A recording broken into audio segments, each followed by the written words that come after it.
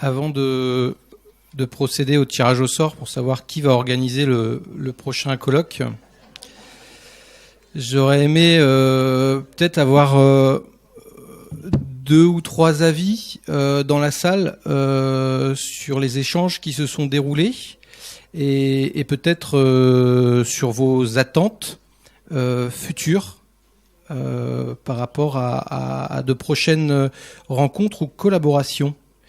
Est-ce que quelqu'un voudrait donner son avis ? Je vous précise aussi qu'on vous donnera, avant de repartir, un questionnaire qui regroupera notamment cette question.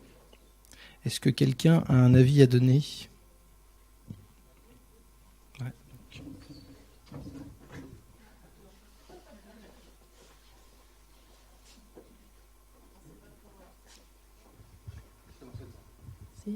C'est pas pour se porter volontaire pour le prochain. Non, c'était juste au niveau de l'organisation, chapeau, parce que vous êtes vraiment bien débrouillés. Dans le timing, vous êtes nickel. J'ai rarement vu ça, donc c'est chouette. Et puis c'était pour dire qu'il y a eu en novembre, je crois, un colloque organisé par l'ONEMA sur les plans d'eau. C'était le premier aussi qu'ils organisaient. Alors je sais pas, après, peut-être se tourner aussi vers eux pour les prochains, voir s'il y a moyen de collaborer ou... Voilà, je sais pas. C'était aussi leur premier colloque. Ils savaient pas trop s'ils allaient en refaire derrière. Après, ça a bien marché. Ça a mobilisé pas mal de monde. Je crois qu'il y a pas mal de personnes dans la salle qui y étaient. Donc, c'est peut-être bien de mutualiser avec eux tout ça, quoi. Très bien. Du coup, je profite du micro. Je parle au nom du Conservatoire du Littoral. Également, notamment pour la délégation LAC, on a déjà organisé un premier colloque qu'on a appelé colloque LAC à Annecy, il y a quelques années de cela. Et on a envisagé de refaire un autre colloque LAC, donc je pense qu'il y a une opportunité peut-être là à saisir. Alors je suis simple chargé de mission, donc il n'y a plus personne du plus haut, donc j'en profite, je liste. Mais il y a peut-être quelque chose à faire à ce niveau-là. On est un organisme qui est intervenant sur des grands lacs de France et on peut peut-être avoir ce rôle de fédérateur aussi. Voilà. D'accord, très bien. Alors on avait vu ce colloque, je crois, mais il nous semblait qu'il y avait une dimension aussi beaucoup plus justement foncière sur la protection par l'achat notamment de terrain. Oui, mais justement, c'est peut-être là où vous pouvez alerter le conservatoire et puis peut-être réorienter un peu les choses plus sur des sujets plus ouverts parce que je pense pas qu'on soit que fermé sur la partie, même si la base, c'est ça la base de notre intervention, il y a aussi la gestion et les travaux derrière. Donc voilà. Merci. Est-ce que quelqu'un veut rajouter quelque chose ? Oui.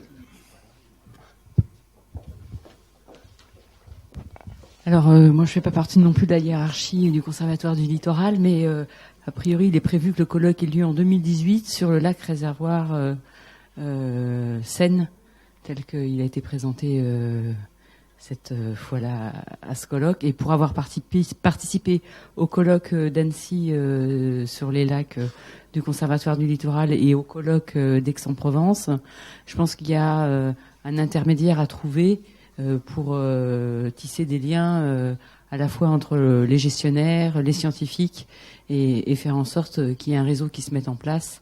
Et l'ouverture aussi au côté européen, je pense que c'est quelque chose qui pourrait être un plus. Donc, avis aux amateurs pour fédérer et coordonner toutes ces belles idées.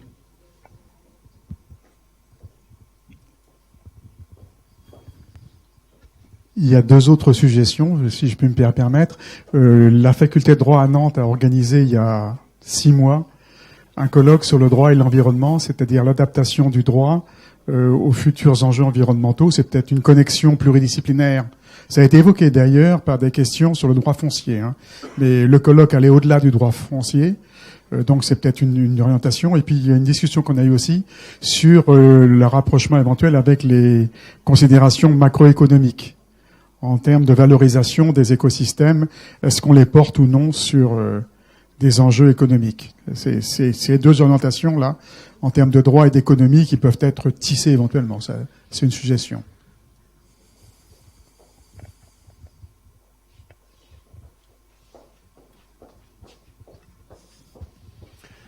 En 2002, il y avait eu un colloque qui avait été organisé sur les lacs, plutôt les lacs alpins, sur la problématique des niveaux d'eau, qui était importante pour eux, paradoxalement. Il n'y avait pas beaucoup d'exemples pour les lacs de plaine. D'ailleurs, à l'époque, les lacs de plaine, on n'en parlait pas trop. Et je suis un peu étonné que dans le présent colloque, ce sujet-là de l'importance des niveaux d'eau, y compris dans la gestion, mais aussi les impacts des niveaux d'eau sur le fonctionnement des écosystèmes de lacs de plaine, n'a pratiquement pas été abordé. On a parlé beaucoup de la pollution sur les bassins versants, sur des aménagements hydrauliques des bassins versants, mais la gestion des niveaux d'eau sur l'Albufera, par exemple, ou sur d'autres lacs, et on le voit à Grandlieu, c'est un des facteurs majeurs de l'évolution aussi du système. Ça a été pratiquement passé sous silence. Et c'est peut-être un thème qu'il faudrait représenter une vingtaine d'années après le colloque d'Annecy. C'est 2022, alors c'est bon.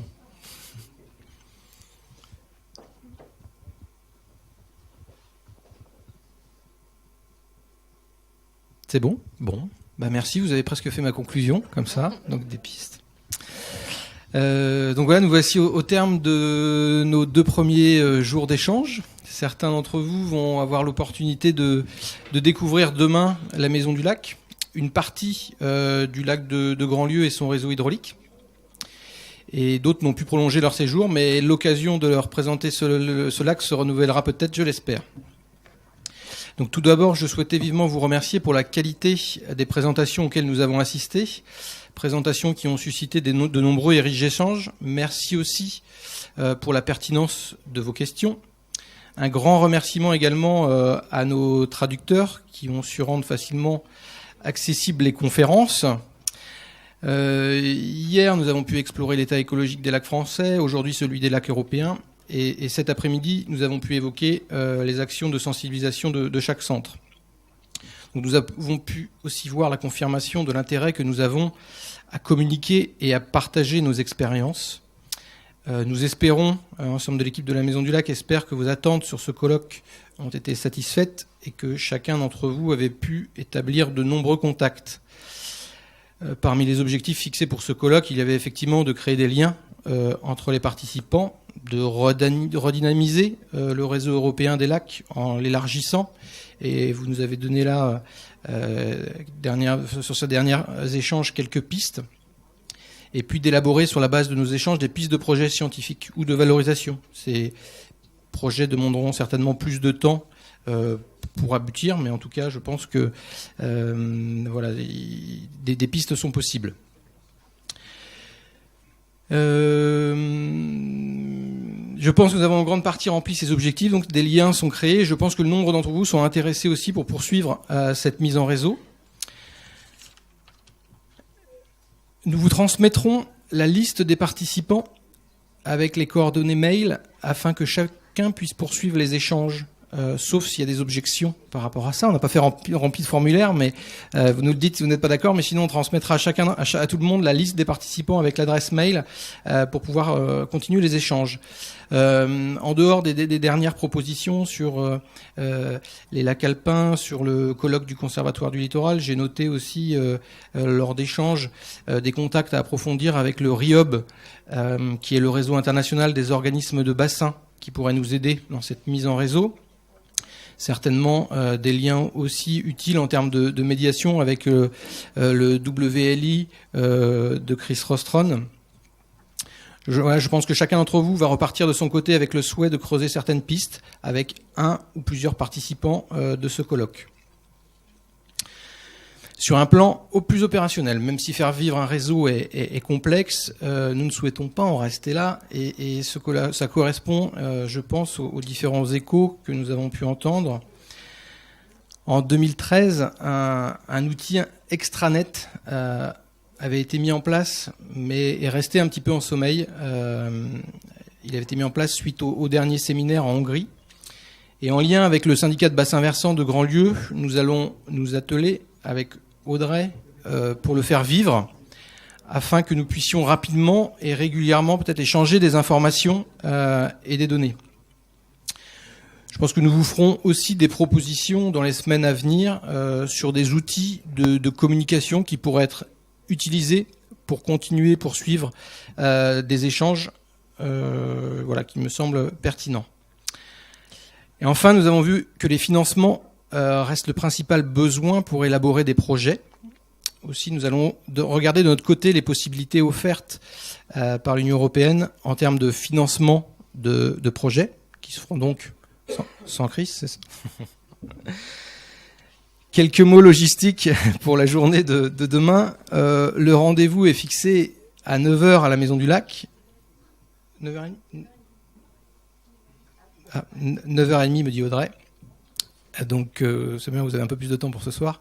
Le rendez-vous est fixé à 9h30 à la Maison du Lac. Nous commencerons par une découverte jusqu'au pavillon Garlin. Nous nous rendrons ensuite sur le site de Pierre-Igu, qui n'est pas très loin d'ici, pour aller voir le lac avec Jean-Marc Gillier, donc directeur de la réserve nationale de Grandlieu.